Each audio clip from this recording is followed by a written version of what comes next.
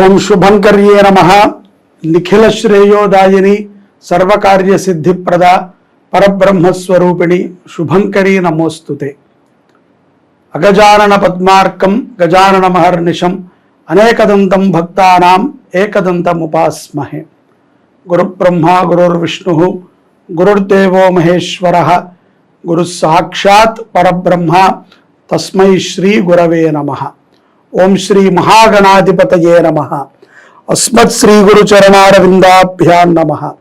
శ్రీ శ్రీ శ్రీ గణపతి సచ్చిదానంద సద్గురుభ్యో నమో నమః. వృషభ రాశి వారికి సెప్టెంబర్ మాసంలో గల గోచార ఫలితాలను తెలియచేస్తున్నాము. శ్రద్ధగా ఆలకించండి. ఈ మాసంలో వృషభ రాశి జాతకులకి అమితమైనటువంటి అనుగ్రహములు కొన్ని గోచరిస్తున్నాయి. ఇక్కడ వివాహము కానటువంటి వారికి వివాహం అయ్యేటువంటి యోగ్యములు, అలాగే సంతాన ప్రాప్తి లేనటువంటి వృషభ రాశి జాతకులకి సంతాన ప్రాప్తి ఈ యొక్క సెప్టెంబర్ మాసంలో తప్పనిసరిగా గోచరిస్తోంది. రవి మార్పు చేత ఈ మాసాంతంలో విశేషమైనటువంటి అనుగ్రహాలని కూడా వృషభ రాశి జాతకులు పొందుతారు. వివాహము కానటువంటి వారిలో స్త్రీలు ముఖ్యంగా తమ తమ అభిప్రాయాలని కొంత సరిచేసుకుంటే త్వరగా వివాహం అయ్యేటువంటి సందర్భాలు మీకు గోచరిస్తాయి. ఎందుకంటే కాలానుగుణముగా వచ్చేటువంటి కొన్ని సంబంధాలు కానీ, లేకపోతే మనకి తెలిసిన వారి దగ్గరే ఏదైనా ఒక సంబంధం ఉన్నా అదంతయు కూడా మనకి యోగ్యముగా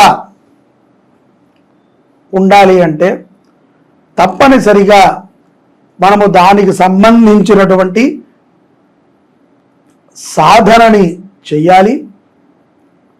ముఖ్యంగా మనకి ఉన్నటువంటి స్త్రీలకి ఉన్నటువంటి కొన్ని కోరికలని తగ్గించుకుంటూ సమాజానికి తగ్గ విధముగా జీవనము చేసి అటువంటి ఆలోచనలను చేయటం అనేటువంటిది స్త్రీలకి వచ్చేటువంటి కొన్ని సంబంధాలకి యోగ్యమవుతుంది. బాగా గుర్తుపెట్టుకోండి. లేని ఎడల ఎక్కడైనా ఒక విషయంలో కాంప్రమైజ్ అవ్వక తప్పదు. ఇప్పుడు కాకపోతే కొంతకాలం తర్వాత. అలాగే ఉద్యోగ వ్యాపారాదులు చేసుకునేటువంటి వృషభ రాశి జాతకులు కొంత జాగ్రత్తగా ఉండాలి. తొందరపాటుతో అప్పులు ఇవ్వటము కానీ అప్పులు చేయటము కానీ ఏమాత్రము మంచిది కాదు.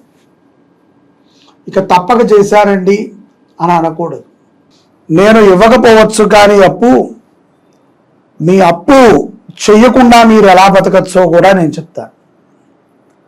అనవసరమైనటువంటి వాటికి అప్పు,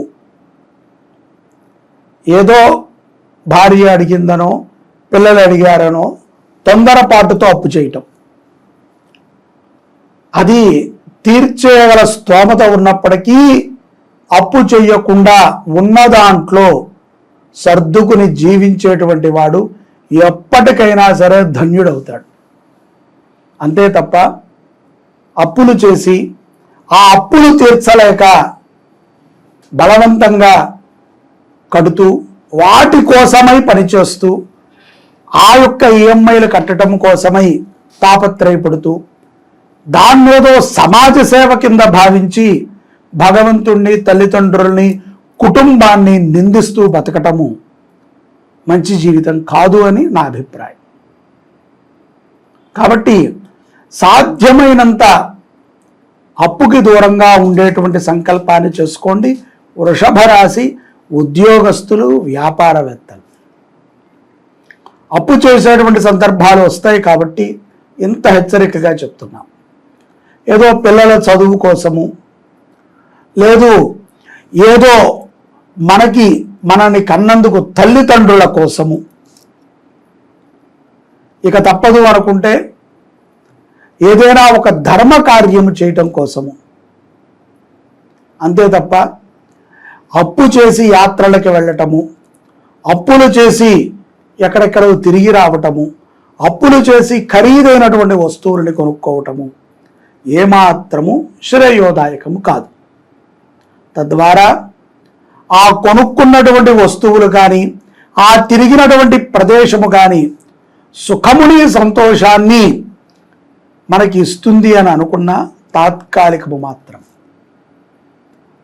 పెద్ద కారు కొనుక్కుని అప్పు చేస్తే ఈఎంఐ కట్టినంతసేపు కూడా, ఒక 1000 రూపాయలు ఈఎంఐ కడితే 1000 గంటలు కూడా మనం ఆ కారులో ఉండం.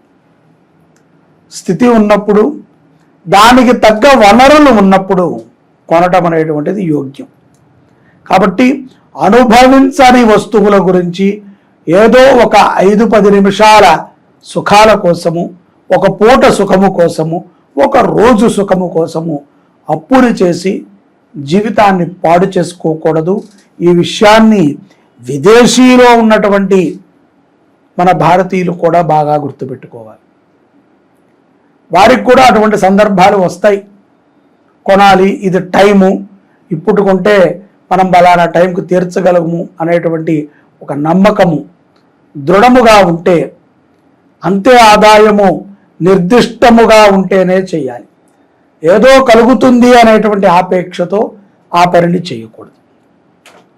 విద్యార్థులు కూడా తమ విద్యా విషయాల యందు చైతన్యులై ఉండటం అనేటువంటిది చాలా మంచిది. బలవంతంగా చదవద్దు. మీకు నచ్చినటువంటి సబ్జెక్టుని తల్లిదండ్రులతో చర్చించి, ఉపాధ్యాయులతో చర్చించి, ఏది మీరు ఇష్టముగా శ్రద్ధగా చదవగలరో అటువంటి చదువుని చదివితేనే వృషభ రాశిలో ఉన్నటువంటి విద్యార్థులు చైతన్యవంతులు అవ్వగలుగుతారు, సమాజానికి ఉపయోగపడేటువంటి పనులను చేయగలుగుతారు. ఈ యొక్క సెప్టెంబర్ మాసంలో వృషభ రాశి జాతకులకి అనారోగ్య సమస్యలు కూడా వారికి రానప్పటికీ, వారికి తక్కువగా వచ్చినప్పటికీ వాటి మీద చర్చలు ఎక్కువగా వారు చేస్తూ ఉంటారు. తల్లికి బాగోలేదనో, అత్తమామలకి బాగోలేదనో, తండ్రికి బాగోలేదనో, ఎటువంటి రోగాలు ఉన్నాయి అనేటువంటి చర్చలలోనూ వీరు కొంత పాల్గొనటం అనేటువంటిది మనం చూడవచ్చు. కాబట్టి ఆరోగ్యాన్ని కూడా కాపాడుకుంటూ సుఖమైనటువంటి జీవనాన్ని పొందేటువంటి మార్గములు సెప్టెంబర్ మాసములో ఈ యొక్క వృషభ రాశి జాతకులకి గోచరిస్తున్నాయి. అదేమిట్రా అంటే, ఎక్కువగా ప్రతి నిత్యము ఉదయాన్నే 6 గంటల నుంచి 8 గంటల వ్యవధిలోపు, ఒక 2 గంటల లోపు ఎప్పుడైనా సరే ఒక 10 నిమిషాలు మౌనంగా మెడిటేషన్ చేయండి. ఎప్పుడు మీరు నిద్రలేస్తే అప్పుడు మీ కాలకృత్యాలను తీర్చుకుని ప్రశాంతంగా, వృషభ రాశిలో ఉన్నటువంటి వారు, స్త్రీ పురుషులు ఎవరైనా సరే, విద్యార్థులైనా వృద్ధులైనా సరే, ఆమిత్యము మంచం మీదైనా చక్కగా నిటారుగా కూర్చొని శ్వాసను తీసుకుని పరమాత్మని హృదయంలో ధ్యానం చేయండి, మెడిటేషన్ చేయాలి.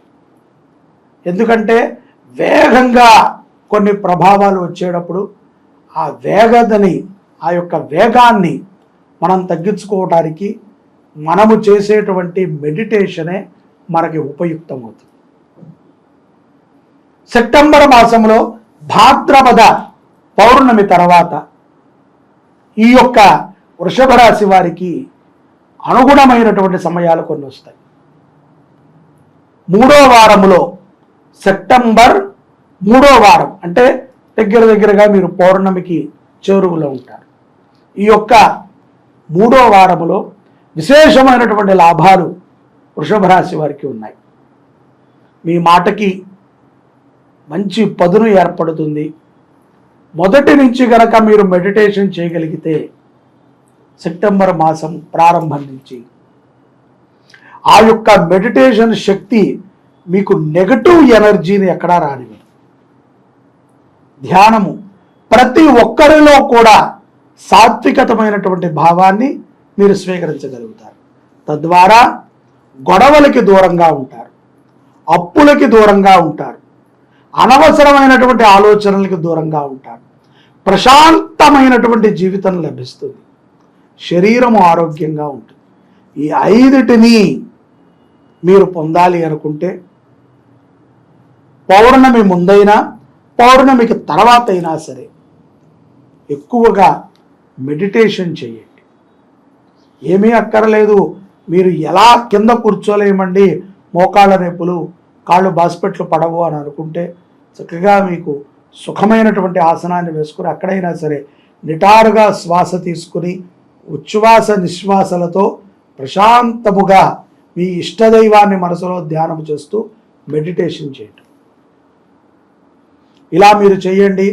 స్వదేశాల్లో ఉన్నవారైనా విదేశాల్లో ఉన్నవారైనా స్త్రీ పురుషులు ఎవరైనా విద్యార్థులైనా ఎంత ఆనందంగా మీ జీవితం గడుస్తుంది. ఈ సెప్టెంబర్ మాసంలో మీరు అనుకున్నవన్నీ సాధించగలుగుతారు. ముఖ్యంగా ఎంత డబ్బుంటే సుఖమేముందండి, తినేది అన్నమే కదా. ఎంత పరపతి ఉంటే మాత్రం సుఖమేముంది, శరీరంలో అనారోగ్యం ఉంది అంటే అయ్యో రోగిష్టి సార్ వస్తున్నారని అనుకుంటారు.